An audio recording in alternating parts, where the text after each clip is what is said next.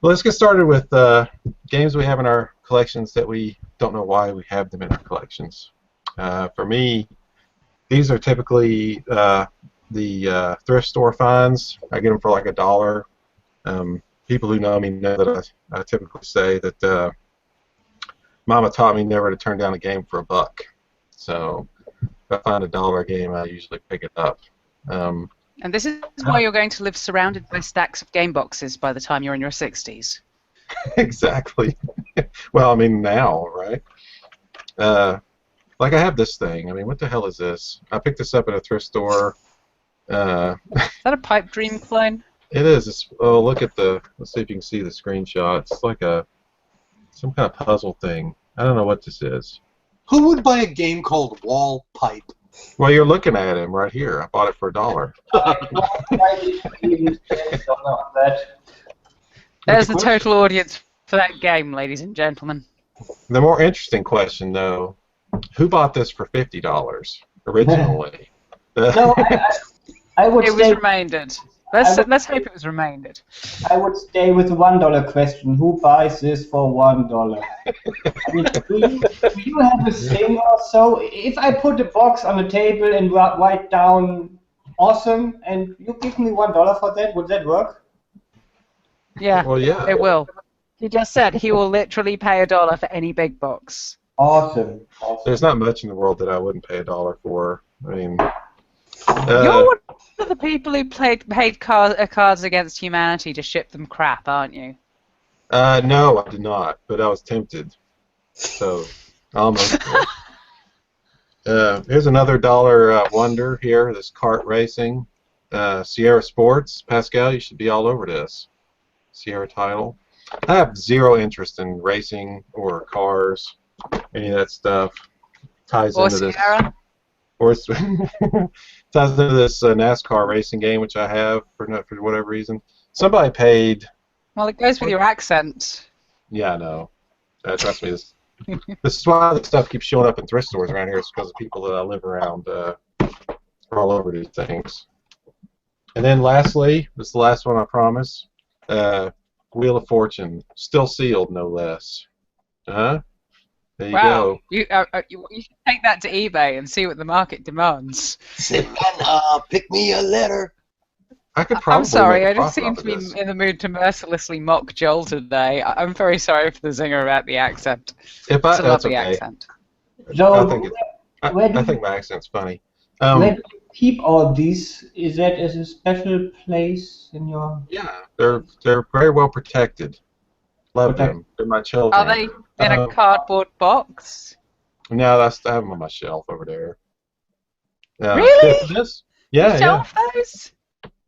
Of You shelf course. these? Including win, lose, or draw is on the shelf. Yeah. Woohoo! What is Look at that? This is actually ancient right here. Win, lose, or draw. Win, Lose, or Draw was an old television show that was on daytime TV. Yeah. You'll have to High-tech explain what expression. television is, I think. Wow. Yeah. That actually looks properly vintage at least. This is IBM 10 incompatibles and also Commodore 64. This is actually old, but that doesn't make it good. It's just old. My dad used to have that same one. We picked it up cheap. So Oh, yeah? it's out there.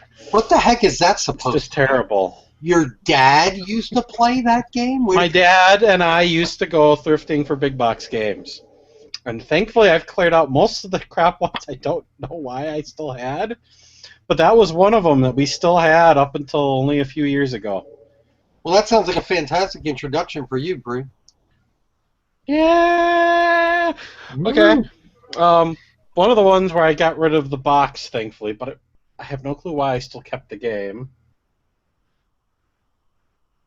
Is Neighbors from Hell? Oh man, I think that game sucks quite badly. I have a copy somehow. It is terrible. I mean, I couldn't is- actually. I have a copy and I couldn't get it to work, and it turned up in a review account that I had, and Yes. I don't it's understand. from 2003, so it's not too ancient. But for some reason, I still keep the CD. I have no idea Did why. someone anyone summon up a YouTube video of this? I remember it being appalling, but my mind refuses to remember. You played I'll this take a guy, look. this boy, or man. You couldn't tell because it was just terrible graphics. It's sort of And kind you of hated your top-down neighbor. isometric-ish. No, it was side view.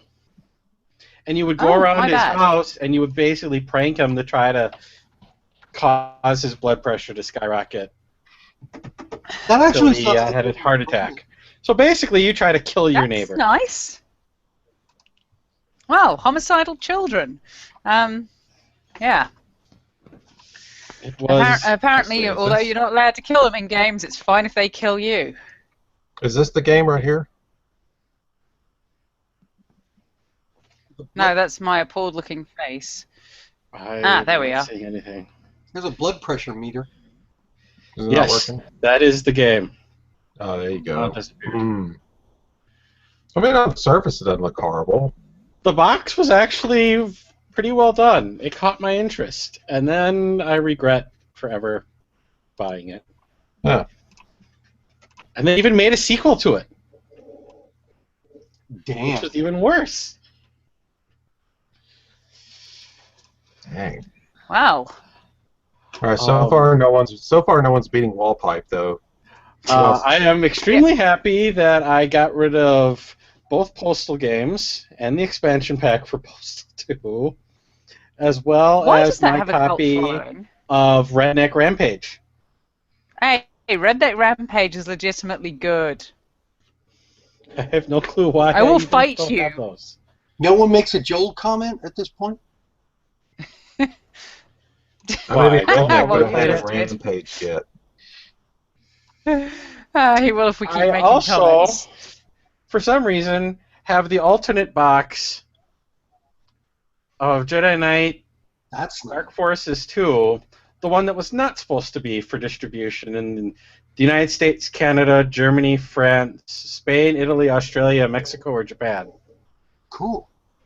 This I is just saw something that. you don't know. And how for come some you have it. reason, How come I you have have no it? clue why I have it. I have no clue how I would have acquired it because it was never out here in the States. But I have Huh. it. I saw that box the other day, and I'm wondering how Darth Vader is at all relevant to that game. and why they That's put him the on there. biggest mystery I have is why the hell is he on there? I have no clue why I have this. It exists in my Is collection. he dual wielding lightsabers? No, both of them have two hands on their lightsabers. Oh, I see. Yeah, it's just quite badly. Yeah, that's bad. Yeah, fun depth fact, of Vader field. fought with one hand, so that's not accurate either. And this one came with the Mara Jade expansion pack as well. And then last but not least, I know why I don't have this in my collection, but I still have no clue how I acquired it. A sealed copy of the collector's edition of Tabula Rasa, all banged up with the box definitely damaged. May she rest in peace.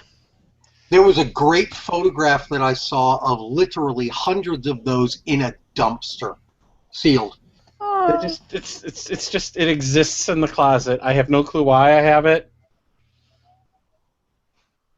Besides, it has that Richard's name kind on of it. relates to the Ultimate Collection.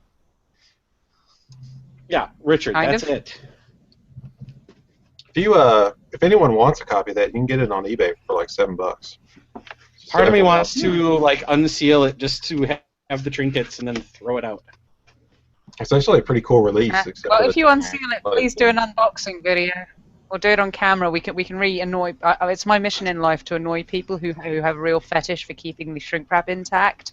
So if I can unshrink a thing, I will, publicly and viciously. $7? Yeah, I could believe it probably being on eBay that cheap, but yeah, it's been in storage so long, it's all crushed, and I even no clue why I still have it. It just exists. All right, me next. I went through trying to clean this joint up from Christmas, and everybody got to watch me run around like a maniac as I was hungover. But I went into the back closet, back in the storeroom where I keep the tools, and I have bookcases. Tool or filled with tools? Just junk. They're tools, power saws, stuff like that. But I grabbed a pile literally at random.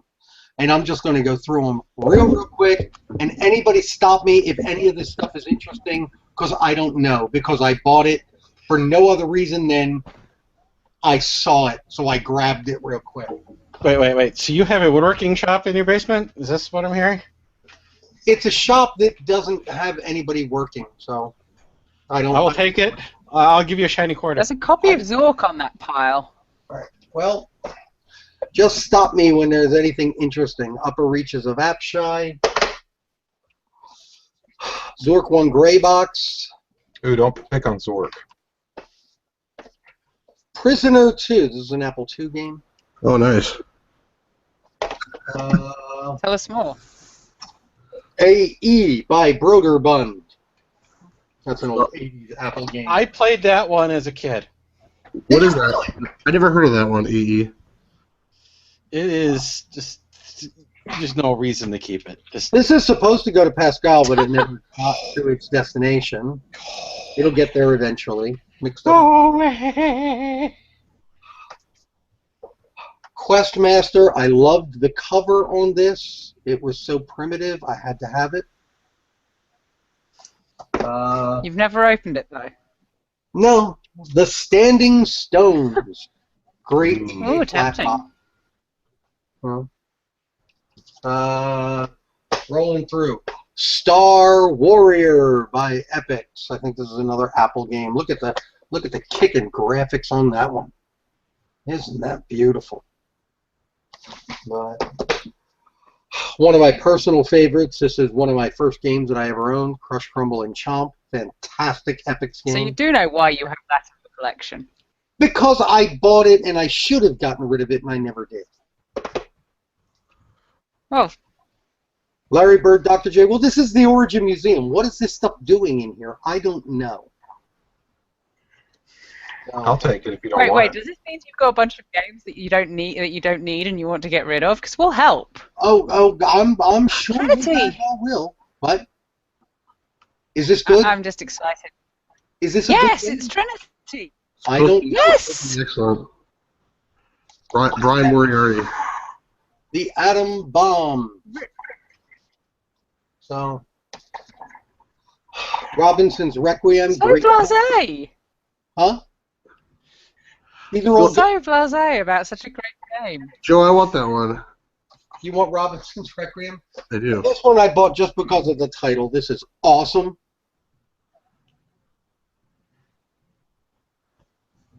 How could I Something not about buy that game. How could I not buy this game? I bought it just for the box. is it just me, or Back does it cover, does please. kind of remind you a little bit of Marble Madness with the little squares? Very much. I think it's a platformer. But that's all I got. I just thought there might be something interesting that everybody could go, hey, that's great.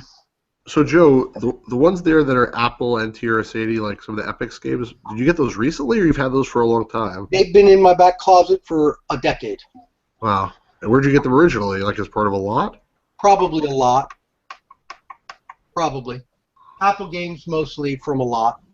Some good stuff in there, Joe. None of If that someone's stuff Yeah. is random. if someone's really interested in AE, picture Galaga a little bit, and a little bit of the graphics of the old original Choplifter game. But Borderbund often combined Choplifter and AE together. It was actually the first game Borderbund came out with back in 1981 or 82, something like that. Which It was just before I was born. Which game was AE? A I think they had it. I think their first game was called Galactic Empire, if I'm not mistaken. But this was probably a very early one. I've never heard of it, AE. But I in my opinion, that AE is probably the least interesting title of the pile there, because I've never heard of it. It's subjective, but all the other stuff there is awesome. That's one great. of the other earlier Borderbund games, The Art of War, was a very popular one. I missed that one. I wish I still had that box. But like Choplifter and AE, just ones along those lines, were very popular until they got into Myst. The Carmen Sandiego series for their whole education division of games, things like that. Your pile of random stuff's really cool, Joe. Well, thank you. I just have the one thing in mind. This is a copy of Tunnels and Trolls, which many of you are familiar with. It's certainly something that would warrant being in many people's collections, particularly if they collect RPGs, as I do. The mystery here is where it came from. I can only assume it came as part of a job lot, because back when you could still get stuff shipped by a slow boat from the USA, and no one cared about games. I used to just get giant cardboard boxes from Americans selling off their games collections. This was when I lived in the UK. But I only noticed this recently. On the back, it says for promotional use only, not for resale. I don't know if you can see that. Is that the right way around on your screens? Yes, it is. There you go. Not for resale. As you can see, it's the censored US version of the artwork, which sort of adds a skirt where a thong once was and a really badly perspectived bra. This guy's, rock hard buttocks that you could bounce a dime off are still, rock hard and bouncy. So, yeah, partial nudity still present, but slightly less so. That bra is really, really badly drawn, though. Please examine the lack of awesome boobs. I'm not sure if there's anything to really give. Oh, it has the clue book included. So whatever this promotional deal was, there's nothing in here to tell me whether it was a store copy. Although if it says promotion, it must have been. But it's super pristine. Has that kind of new box smell still. So yeah, I just can't explain why I have this or how come a promotional copy came into my hands. I've got lots of promotional copies of games, but that's mostly as a result of reviewing games. But this is not one because I was like 7 when this came out. So there you have it. Could anyone sort of sing the praises of the first Tunnels and Trolls game? I don't know much about it, but what I want to know is why do you feel as though it does not belong as part of your collection? Actually, it does belong as part of my collection, but because I couldn't get at the boxes which contain the truly inexplicable stuff, I decided to take the a sort of tangent in that I have no idea why this is in my collection. I have no idea how it came into my possession, how this promotional copy is in the wild at all. So most of what I have in my stack to show is the contemporary stuff. Although that is quite interesting because I think we do end, by the nature of our hobby, we end up with a lot of titles that we don't necessarily intend to have. I've recently developed an interest in collecting and playing games that no one has ever heard of. This all resulted from that Fable playthrough, which kind of broke me.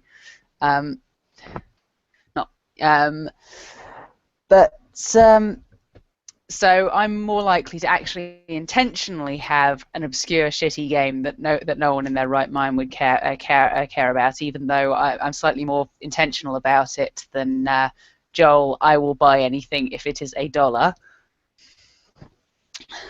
I'd like to point out that nobody still has beaten Wallpipe. I've seen some really cool stuff, and Wallpipe's still the king of shitty games, I think. Freaking Fuzzy Fuzzballs doesn't even come close? I don't think so. I don't know. I think I read a at least Wikipedia compelling, article about freaking Fuzzy Fuzzballs once. So if the internet cares about it. So I didn't realize this was supposed to be obscure games. I thought this is just games that don't belong in our collection. So, because This is not obscure. Okay, no, but because all right, because we don't want to obscure or ban. I think we did that once, but we could probably spend all day on that one. But a couple things. One person's trash is another man's treasure. So, like Joe was holding on to that stack of stuff. He's like, I don't know, never gonna touch this, never gonna open it. I don't even know why I have it. Whatever, it's here. And like, there's probably some other guy somewhere who's going like, oh my god, I want that so badly. And Joe would probably be like, probably give it to him if he knew who that guy was. So that's number one. Number two, I think even in time, you compete with yourself because I can think of situations where I didn't want something, I had it, I didn't want it, and then like 10 years later, all of a sudden you want it. Like now it's like my collection changed, when I'm looking for a change, and then you like wish you still had it. So it's hard to get rid of stuff, but anyway, I just completely pulled out some stuff that just like doesn't belong in my collection. I don't intend to keep it, but maybe if in 10 years I'll change my mind. But I hope to actually get rid of this stuff, either give them to somebody who wants it or what. But anyway, just a couple of things. I didn't pull out like 100 things like Joe did. The first one here is RoboCop, the game by Data East and Ocean. Supposedly a very good game, actually. I believe it's based on the arcade game, which I played and which I thought was okay, but I wasn't like extremely excited about it. So, also this is for Commodore 64. You could probably get a PC version. This is part of Ocean's huge business in doing movie licenses. That's basically what Ocean did. They bought up. They particularly had a gift for buying up UK and the UK licenses for film and TV adaptations, as well as licenses to adapt arcade machines. And because companies tended to license stuff more cheaply in the UK, they got some really improbable stuff. Right, and I'm guessing what happened here is Data East, they were at the time doing a lot of arcade ports and conversions, and they probably just said, okay, Ocean did this already, let's pick this up and release it in the US. So if I'm not mistaken, that's a fantastic conversion for the Commodore 64. I think I remember playing it and being very impressed by it. Yeah, it's supposed to be a very good game, so again, just not my thing. I mean, there's nothing wrong with it. Here's something else, which I have no idea what it is. I've never heard of this. I don't know what it is. It's called Lost Patrol. Maybe somebody can enlighten me on what this is. I'll tell you, the screenshots look pretty interesting. Joe, do you know what it is? I saw you put your thumb up. I played it. That's a good game. That's a decent game. It's pretty neat. It's a basic shoot 'em up, and it's like the target thing, and you shoot little guys popping up in windows and stuff. These days, it will probably be considered borderline racist.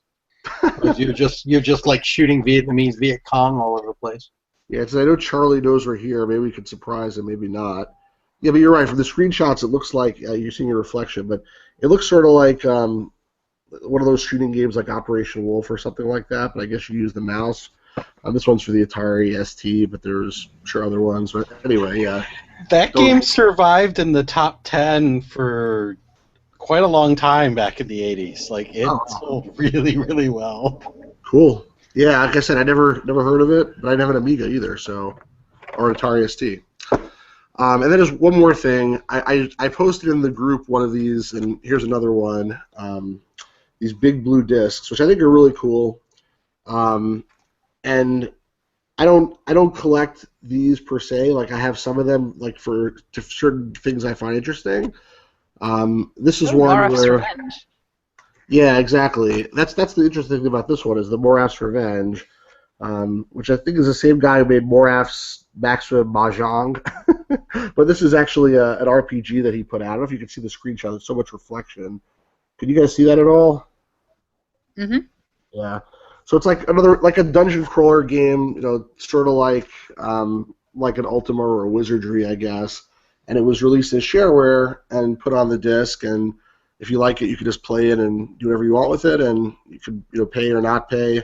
But these things are really cool. So again, this particular issue, like, I don't need Moraf's Revenge, but there's probably some guy out there who's looking for Moraf's Revenge and looking for a big blue disc, number 31. So anyway. I want to know about the formatting of it, because Softdisk had the exact same format of that hard plastic shell that came, and I don't even think there's a magazine in it. It's all on the disc, isn't it, Stuart? Right. Correct, and it was the same company. See what it says here on the back of this one? 89 Softdisk. Oh, yeah, it's the same company. Yeah, so Softdisk was the first one for the Apple, and then they made Big Blue Disc, because that's very clever, like IBM, Big Blue. is the IBM one, and Lodestar I think was the Commodore 64 one, and they had a few others too. So at the top, back in the 80s, I guess this was a very popular thing. Nowadays, not so much. I have internet. I got one special one. To be honest, I'm gonna be a bit pragmatic about it. This game, Soul Hunt, it actually has a good reason to be in my collection because I collect FMV games. This one was never released officially, except one version, and that is in German. It is half adventure game, half action game. I don't know a single word in German, so playing an adventure game in German language is pretty useless to me. But I still have it. It was made by Compro Games. It was supposed to be released by GameTech, but in the end, like the CD, maybe you'll see it here. It was published by another Israeli company called Makshevet. And that was in 1997 when they went bankrupt. So the whole story doesn't make sense. Was it released officially or not? The manual is in German. It doesn't have any credits included, and it's printed in black and white. There's also a menu of the game that is half English and half German. I spoke with the producer. Liquidate just rushed it out the door. Yeah, probably that's the thing, because I spoke with the producer and he said he doesn't even recall a German version of the game ever released or even, being spoken about. So I know nothing about this, and I don't know why it's in my collection. So what does he recall? If he doesn't recall a German version, does he recall some other version? Yeah, the English was supposed to be published by GameTech. Like they were supposed to do 3 games. There was NetZone, the other one was Surface Tension, and the Soul Hunt was supposed to be the 3rd game. Like, the publishing deal at the time was 50% of revenue was supposed to go to GameTech and second 50% go to Compro Games. Apparently, if it was never released, they didn't get a 50% of revenue. So, like, the whole deal is kind of shady. Like, when I spoke with him, he said they had huge technical issues because the game kind of allows, it has live action recorded backgrounds and you're driving cars. The thing is, it's quite wide open area and it's enormously buggy. And in between you have these adventure parts that are filmed in, real video on scene in somewhere in Israel. It never worked. Like, I played the game, I installed it, I played it like for 2 hours, I had no idea what's going on, and it was quite buggy. So it's probably a preview version or something. So this game was made by an Israeli company and then theoretically translated to German by somebody and released. Not sure how. That's the story. That's so weird. Yeah, I tried to reach some people from the both Israeli companies to figure out the story. I'm still working on that, and when I'll get on bottom of this, I'll let you know what the whole story is. It's just in between, just send the game to me and I will play it for you and tell you if it makes any sense or not. Okay, I'll certainly do that. I don't need it that much, so I can send it to you. Did the producer that you spoke with, did he have like a bootleg copy of the English version? No. He didn't even, had an image of the game. Like, if you scour the internet, you could actually find this on some shady websites. So, how did it get into the open? I don't know. Even he didn't know. So interesting.